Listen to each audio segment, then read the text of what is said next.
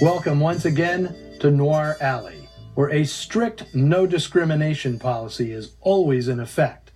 I'm your host, Eddie Muller, and around here we treat A films and B films with the same respect.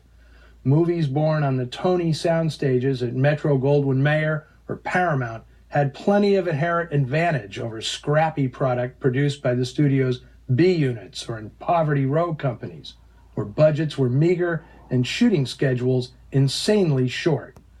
But in the words of director Joseph H. Lewis, who directed plenty of nifty B features, the only difference between an A and a B is money. In fact, it could be argued that B films are where great directors best exhibited innovation and resourcefulness. A good example would be today's feature, The Clay Pigeon from 1949. A 63-minute thriller from the B unit at RKO Radio Pictures. Now, I mentioned the film's length because running time is essential to understanding what a B film truly is. Over the years, the term has taken on a pejorative connotation, as though B films inherently lacked the quality and sophistication of their more privileged uptown neighbors. In truth, Bs were technically defined as the second features on double bills. They all had shorter runtimes than the main feature, and due to much lower budgets, they featured stars of lesser stature. But while they may have been constrained as far as time, money, and prestige, B films were only as limited as the imaginations and ingenuity of their makers. Back in the day, B movies were proving grounds for directors. Some stayed in the trenches their whole careers, reliable but uninspired. Others blasted through their apprenticeship like a bat out of hell. Such was the case with the director of today's film, Richard Fleischer. Although he was from a show business family, his father Max was a renowned animator, second only to Walt Disney. As a kid, Fleischer showed no urge to be in the movie business. He leaned toward a career in medicine. But at Yale, he formed a drama club, and the itch to tell stories apparently got under his skin. Not long after moving to Los Angeles in the early 40s, he got a job at RKO making shorts and newsreels, and by 1946, he was working in the studio's B unit.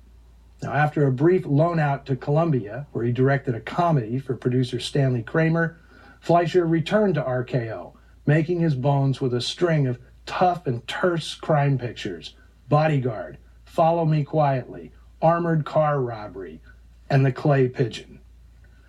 This was a script that Fleischer brought to the studio, not one that he was assigned. He had worked with writer Carl Foreman on the comedy So This Is New York, made for Stanley Kramer at Columbia and released in 1948. Foreman and Kramer were production partners, but the writer was trying to beef up both his credits and his bank account. Now, he and Fleischer would carpool to the studio every day during the filming of The Clay Pigeon, and on those daily drives, Fleischer claimed that he and Foreman conceived a story that would, 3 years later, become a landmark in movie history: High Noon. Well, nobody is going to mistake this film for High Noon. With this one, Foreman caught the amnesia bug that was going around. Recent crime pictures like High Wall, Somewhere in the Night, and The Crooked Way all featured World War II vets with vacant memories. He based the film on a news report about a serviceman who recognized his POW camp guard on the streets of Los Angeles.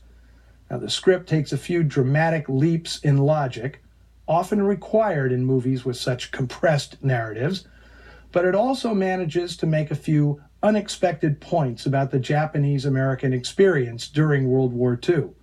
It's a genre yarn with a couple of spins that were progressive for the time. But, bottom line, this script was designed by Foreman to be a steady stream of scenes that would let his pal flash his credentials for inclusion on the A-list of Hollywood directors. Like others who rose from the trenches at RKO, Jacques Tourneur, Robert Wise, and Anthony Mann, Fleischer was an instinctive, dynamic movie maker who could turn anything into satisfying entertainment. You'll see what I mean.